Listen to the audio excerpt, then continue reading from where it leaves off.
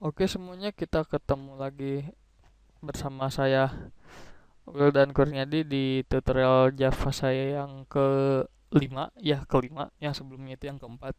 Eh, dan kali ini kita akan ngebahas, ayo apa coba tebak?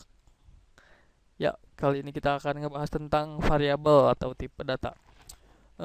Mungkin teman-teman udah kalau di matematika yang namanya variabel itu, kalau pelajaran SMP dulu, itu contohnya kayak misalnya X itu variabel, jadi satu ditambah X sama dengan 5. Nah, X itu kan variabel tuh. Nah, nah, jadi di pemrograman juga sama. Intinya si X itu kan pasti memiliki nilai. Nah, variabel itu bisa teman-teman ibaratkan sebagai sebuah ember atau wadah yang menampung sebuah nilai. Teman-teman mau menganggapnya itu sebagai ember atau kardus atau kotak atau peti, ya apapun lah pokoknya. Jadi dia itu bisa diisi dengan suatu nilai gitu. Oke. Jadi misalnya kita punya kotak, misalnya kita punya kotak gitu di sini ya. Nah, nih si kotak ini bisa kita isi misalnya pakai diisi dengan angka 5 atau diisi 10 atau diisi kata-kata juga bisa. Nah, itu fungsinya variabel di sini. Dan di Java sendiri itu ada beberapa variabel, dan diantaranya yang bakal sering dipakai itu ini tipe bilangan bulat atau biasa disebut integer. Nah, tipe integer sendiri ada ininya, terbagi jadi beberapa macam. Ada yang nanti didefinisikan sebagai byte, ada yang sebagai short, ada yang sebagai integer int, ada yang long. Nah, ini jangkauan angkanya. Jadi masing-masing memiliki perbedaan. Nah, terus juga ada yang namanya tipe data real. Nah, real. Tipe data real ini jadi kalau misalnya pecahan yang koma-koma gitu, nah itu makanya real. Nah, tipe data real sendiri itu dibagi lagi jadi dua. Ada yang bisa didefinisikan sebagai float, ada yang bisa didefinisikan sebagai double. Nah, bedanya apa? Nah, ini dia bedanya. Jadi double itu bitnya lebih banyak. Ya, itu. Nanti bakal lebih jelas kalau kita praktek. Dan sebenarnya kan kalau teman-teman udah pernah belajar, pasti yang namanya tipe data itu ada yang namanya tipe data string dan char ya. Nah, tapi karena eh, di Java itu yang namanya string itu sebenarnya sebuah tipe data bentukan. Jadi yang sebenarnya ada adalah char, dan ini adalah beberapa karakter khusus yang bisa digunakan dalam menginputkan char. Jadi misalnya ada backslash n itu buat enter line, jadi buat baris baru, atau bikin backslash t buat tabulasi gitu. Oke, langsung aja ke prakteknya.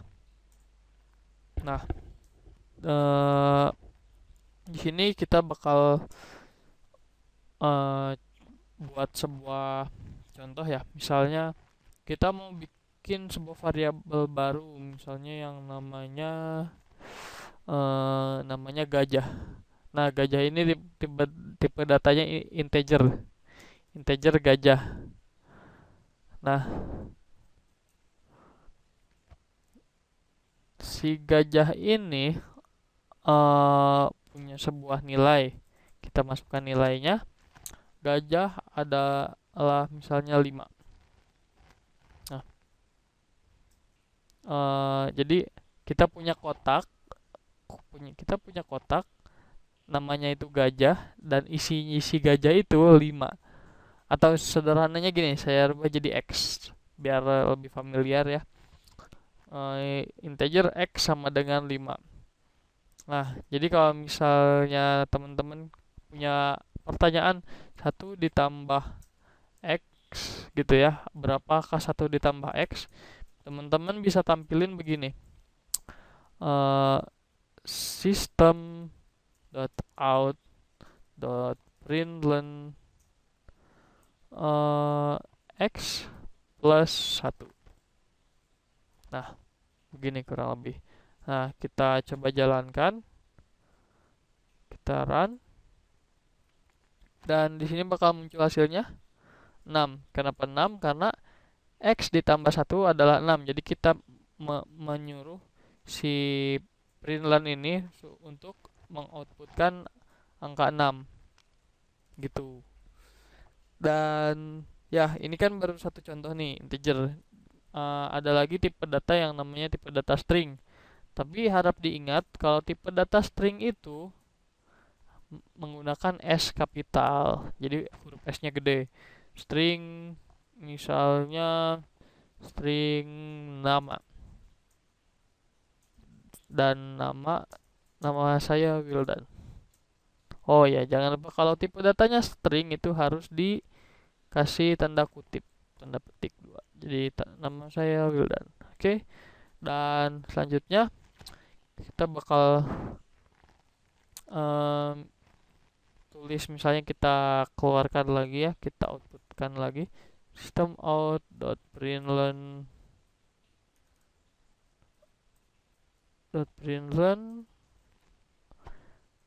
Nah, kita panggil aja si variabelnya, variabel nama. Kita jalankan lagi, Wildan println 6 ya. Terus oh ya, teman-teman juga bisa lihat di sini ada perbedaan antara println sama print biasa. Nah, kalau println itu kita buat teks lalu kita bakal pindahin ke baris baru. Sedangkan kalau print dia nggak akan bikin baris baru. Coba kita tes ya. Ayo coba. Nah, ini dia buktinya. Jadi setelah nulis dia langsung eksekusi source code yang ada di bawahnya. Jadi dia nggak di enter dulu. Sekarang kebalikannya kalau begini. Kalau kebalikannya begini. Setelah nama di enter, jadi kalau tulis nama lalu println Wildan enter 6 gitu. Nah, jadi itu sederhananya.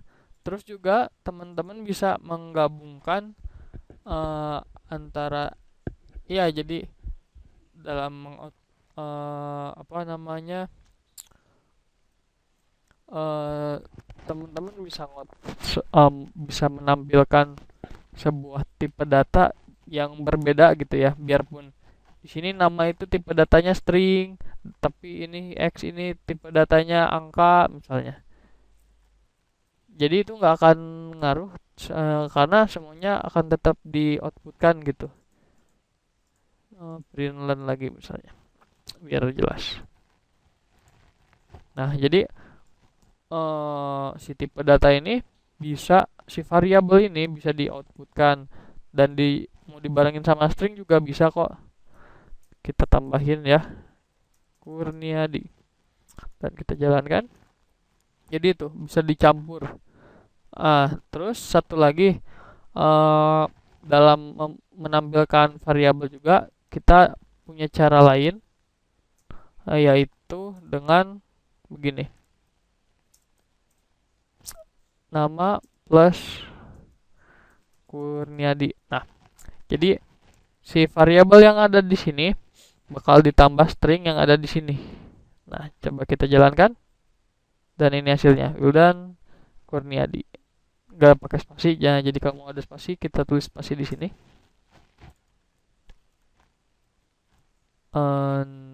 Ya, udah muncul spasinya. Mungkin teman-teman mikir, ya wajar lah itu string. Oh enggak. Jadi di sini apapun tipe datanya, misalnya teman-teman punya tipe data ini X itu integer ya. Misalnya kita tulis X, kita tampilkan, kita run, dan nah tuh, jadi bisa dengan menggunakan tanda tambah plus, dan si string yang mau kita outputnya itu dipetik gitu. Oke. Nah, kemudian ada lagi, jadi selain bisa integer sama string gitu ya, kita juga bisa masukin dua variabel, menampilkan dua variabel yang tipe datanya berbeda. Misalnya si X itu tipe datanya kan integer ya. Misalnya kita tambahin tipe data nama plus nama. Nah, coba kita jalankan ya. Nah, di sini bakal muncul 5 Wildan. Jadi 5 itu si X dan nama itu Wildan. Nah, kalau misalnya mau ditambahin spasi gampang, tinggal tambahin aja gini. Kutip, tambah spasi. Nah, begini. Jadi misalnya kalau teman-teman ada yang mau nulis, misalnya mau nambahin lagi, bikin sebuah variabel namanya uang, integer uang.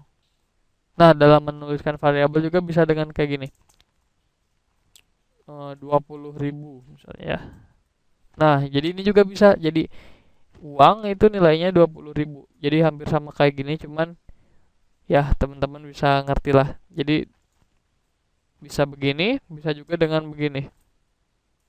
Bisa dengan begini caranya, uang sama dengan begini, atau dengan dibuat satu baris kayak gini.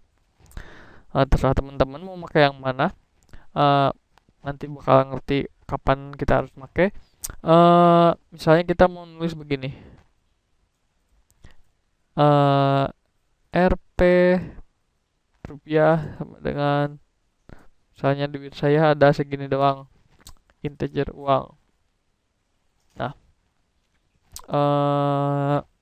kita jalankan dan ya rupiah 20.000.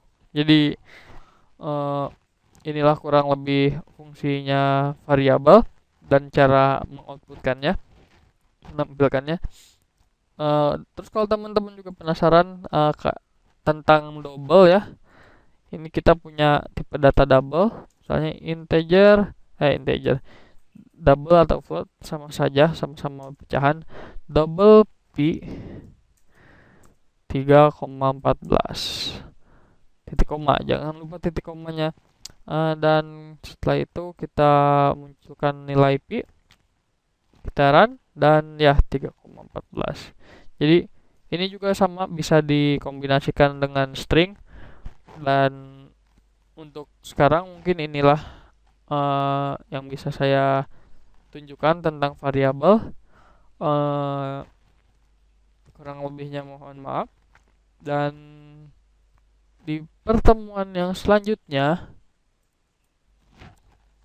saya mungkin bakal mungkin kita bisa melakukan sebuah input. Nah, tapi ya untuk tutorial kali ini tentang variabel cukup sampai di sini. Terima kasih sudah menonton. Kalau ada pertanyaan tinggal tanya aja, ditulis di kolom komentar ya. Jangan lupa like dan subscribe. Sampai jumpa lagi di video yang selanjutnya.